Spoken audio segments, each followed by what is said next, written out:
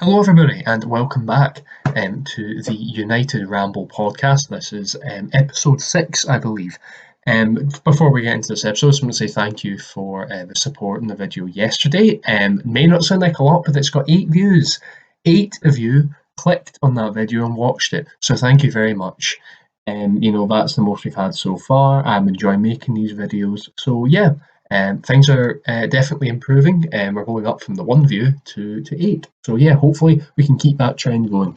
I did put quite a lot of time into that video yesterday. So the subject of today's video, I was going to discuss the Champions League game tomorrow, but to be honest, I've kind of said what I think in previous videos. So today we're going to be discussing Paul Pogba. This isn't going to be a rant video about him. I'm going to actually be defending him. There's been a couple of issues that have cropped up over the past day or so.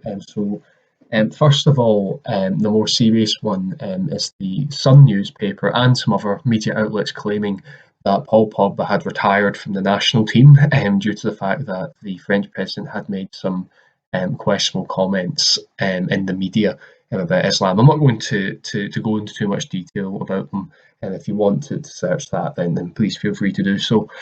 However, as the Sun tends to do, it reports, use the word reports in inverted commas, quite frankly, a load of rubbish. And Paul Pogba came out on Instagram yesterday rubbishing reports about this. And he's basically come out and said, look, the Sun's at it again. Making things up, and they should really, really check their sources before reporting on things like this. Pogba is brave to come out, obviously, and comment on it straight away, because people are obviously getting on his back. So to come out so quickly and rubbish these reports was very good on his part.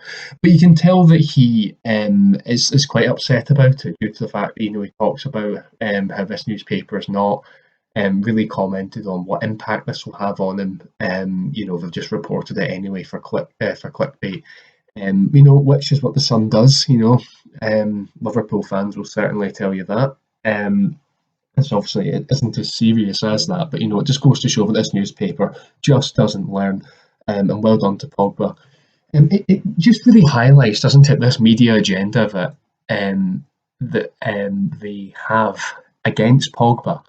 And it's strange. You've got Graham Souness on Sky Sports every week, just hammering into Pogba if United play badly, as if it's just him, as if the rest of the team has played, so well, and it's just him letting them down, which is far from the truth.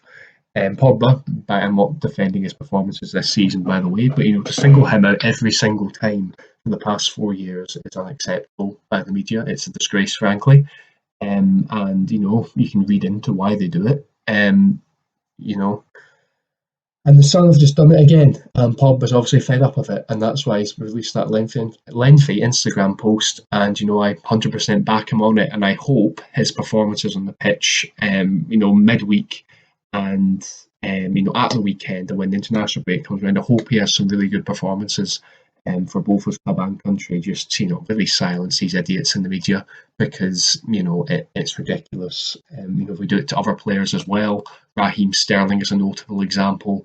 I'm not going to go into this issue too much because it is a video in itself, which I will cover if you want me to.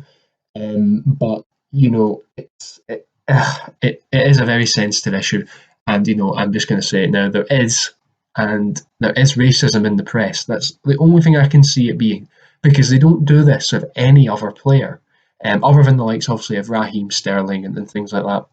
But they just don't seem to do it to the likes of Phil Foden. I mean, you see that image that appears on Twitter sometimes of the two newspaper articles where you have Phil Foden buying some on a house, and then it does a completely different headline for Raheem Sterling, and you just think, I wonder why they've done that. And it's the same with Pogba, just making things up about him, and it is unacceptable, to be honest.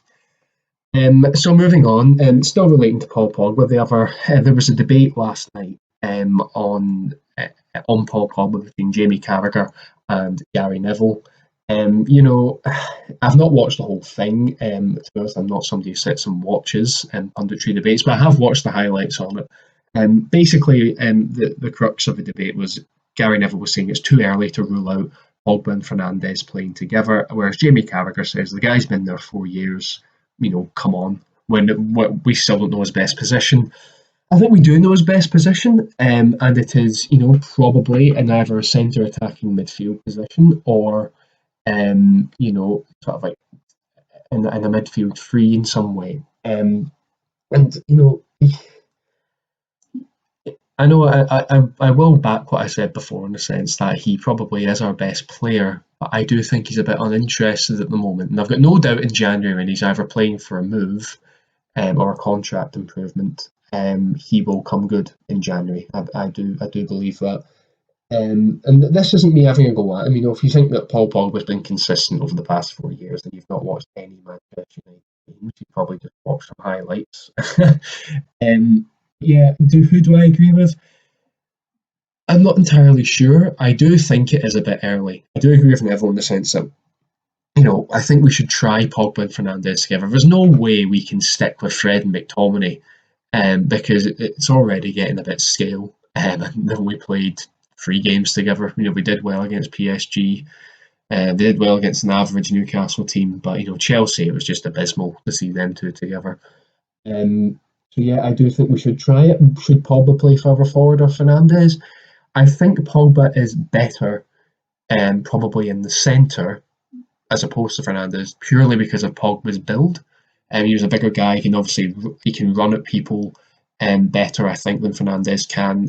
He can take the ball like up the pitch, and kind of knock people out the way. And that's due to not just his build; it's also his skill. And with his feet, for his height, he's got excellent skill. It's a bit like the most close example I think of is Yaya Toure. He just had such close control. He had this upper body strength. And he could barge through people, which is a very rare skill. It's something that we've never really used before. We've never really given him the license to go and do that. So I think that's an option. And then try either Fred, McTominay, or Matic beside him, and then Fernandes a bit further forward. There's no point bringing Fernandes back because he's doing so well in that position. He's scoring goals, he's getting assists. So why change him out? I think Pogba kind of, to an extent, needs to prove he should be the one being played a bit further forward. But, as I say, if we're not going to put Pogba there, then it should be Donny van de Beek. Because I just cannot watch Fred and McTominay in that centre midfield doing sideways passes much longer. It is getting grim, and I'm sure you would all agree with me. Um, Carragher does have merit in what he's saying, though it has been 4 years. We're yet to see his best position, but it seems to be something always happens when he gets going. So before the lockdown, obviously he got going, then the lockdown happened. Obviously the new season happened, and he got COVID, and so he's not really played with Fernandes too much this season. He was obviously injured for most of last season as well, and then part of to the end of the season before. There's been change of managers here and there as well, so it's not all his fault. I don't want to just say that. So yeah, I think I probably want to say I agree with Carragher more, but what Neville's saying does have merit, and I'm all for trying to get the best out of him. What little time we probably do have left of him, because I do think he'll leave at the end of the season. So that won't be great when that happens, particularly if he goes to a Premier League rival, which I wouldn't put that past him, and I wouldn't blame him either if he moves to one where he's guaranteed trophies. But it's probably going to be Real Madrid, and they're probably the only ones who can afford him. Particularly with not signing anyone this summer, they'll obviously maybe have a bit more money than others. So yeah, if you want to let me know what you think about both of these news headlines surrounding Pogba, I'd be interested to see what you say in the comments, and I will see you later.